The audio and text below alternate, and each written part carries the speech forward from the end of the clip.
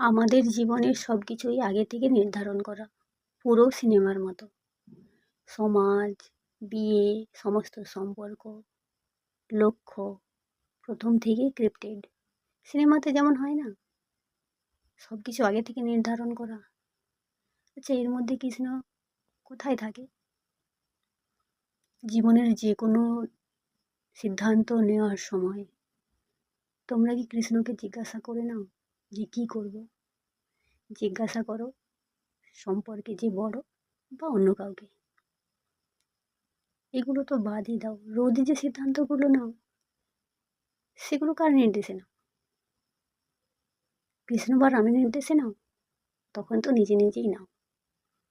বা যাদেরকে জিজ্ঞাসা করে নাও তাদেরকে জিজ্ঞাসা করো যে আমাদের জীবনে এত দুঃখ কেন? আর যারা বলে আমরা ভগবানের নাম নিচ্ছি 10 বছর ধরে বা আরও বেশি, কিছুই হচ্ছে না, তাদেরকে বলি আরে বাবা, বাইরে বাইরে ভগবানের নাম নিলে কিছুই হবে না। ভেতর থেকে পরিবর্তন হও, ভেতর থেকে বদলাও, তবেই হবে সব কিছু। এটাই তো সত্যি, আর এটাই বাস্তব। ব্যক্তিগত অনুভব থেকেও এটাই বলবো যে ভেতর থেকে পরিবর্তন হও, মনে অন্যরকম শান্তি অনুভব হবে, জীবন পুরো বদলে যাবে। এটাই সত্যি।